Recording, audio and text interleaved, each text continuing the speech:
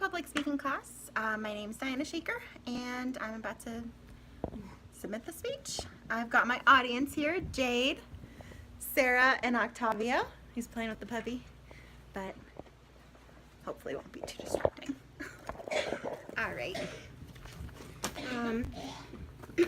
So my topic is about genealogy, and let's get started. How many times has a family member jokingly said to you, "I swear you're adopted"? Maybe you've said this to one of your siblings, a cousin. It's human nature to question everything around us, even question stories about our family history when there's no reason to believe it's not true. That's why genealogy sites like Ancestry.com have been wildly successful. I read an article from Time magazine stating genealogy has become almost as popular as porn. I thought that was crazy until I started my research. I've become very interested in my family history in the past year. After my father died when I was 6 years old, I had no way to contact my side or his side of the family until last June. My mother never talks about him or his family, I'm assuming due to the pain his death brought her. Lately, I've turned to the internet to learn about both my mother and my father's family history. A few sources I used were Ancestry.com, genealogyintime.com, Time Magazine, and FamilySearch.org. Okay, so I'll be going over the top 3 reasons people choose to use genealogy sites to learn more about their family pasts and why it's important to learn about your ancestors. Let's begin with my first point, validating family stories. So an example I have is I asked my grandma, I was born in Egypt, my whole family lives in Egypt, and that's just like where everybody is. I'm first generation American. I actually moved to America when I was about 5 years old, so when I asked my grandma about our history, she swore up and down that we are descendants of the royal pharaoh's family from the Cleopatra era. So after my research, because of course I grew up believing her, I had no reason not to.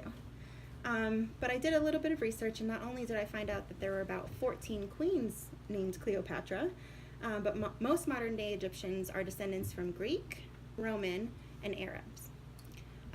So my family's a melting pot from all over Europe, just like 98% of other Egyptians today. So imagine losing your parents at a young age. Stories you heard about your family would be a fuzzy memory. So Susan Littlewood turned to Ancestry.com when she felt a need to connect to her family, to the family she's almost forgotten. Both Susan and I used Ancestry.com to do the research, and we looked through documents, just the documents. We didn't do a DNA test or anything, to learn about our family past. It made us feel very connected to what we lost, and it gave us a sense of belonging. Now that we've talked about the most common reason, the first most common reason why people use genealogy, let's move on to my second point. Wanting to know if they are related to someone famous or have a very rich family member. So example of this is a friend of mine, her name is Kelly. She found out last week that she was related to Bill Murray. The way she found this out was she went to her cousin's wedding and Bill Murray showed up. So she asked how they were related, and he said, "Oh, I'm just married to your cousin's mom." So they're related through marriage, which was very exciting for her.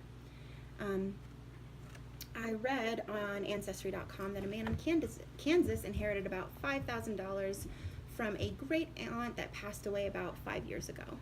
And he didn't know about her, and she didn't know about him either. There are a lot of seniors whose inheritance sits in a bank account because they don't know who their living relatives are. Finding out about a famous or wealthy family member is exciting. My third and last point is using DNA to learn about nationalities and what that means for your health. I watched a testimonial on YouTube about a man named Kyle, who's a very proud German. After using Ancestry.com, he learned that 52% of his ancestors actually came from Scotland and Ireland. There was absolutely no trace of German relatives in his blood, or the German nationality in his blood. 83% of Americans who use the DNA testing are shocked to learn about some of the nationalities and about their family members. My fiance Octavio is Mexican. However, he's kind of a giant. Look at him real quick. Sorry. So I'm convinced, because he's never really met his father. I'm sorry, Sarah. I'm convinced that he has a little bit more than just Mexican in his blood. He's first generation Mexican like myself, and he, moved over to America when he was also very young. So I'm planning on buying a DNA test for him, just because we have this running bet that, he's not 100% Mexican and his dad is from somewhere else, and we just got to figure out what it is. And the reason why it's so important is because him and I have been so health conscious lately, since we're about to get married and stuff. So I know that if we figure out what his past is, it'll help us figure out how to plan his diet and fitness plan to basically prevent an illness linked to a family tree. A quote I found from, let me see, from FamilySearch.org said the following. It is helpful for a doctor to know how old family members were when they died, so that they can establish a pattern that could be tied to your health profile. Doctors even use genealogy to help diagnose and prevent diseases. Now that we've discussed the 3 main reasons why people do their research about their family, and how rewarding that knowledge is for your health and overall sense of belonging, I want to invite you to dig into your past. Genealogy is a curiosity for most, a hobby for many, an obsession for some. What does genealogy mean to you? Thanks for listening, Public Speaking class.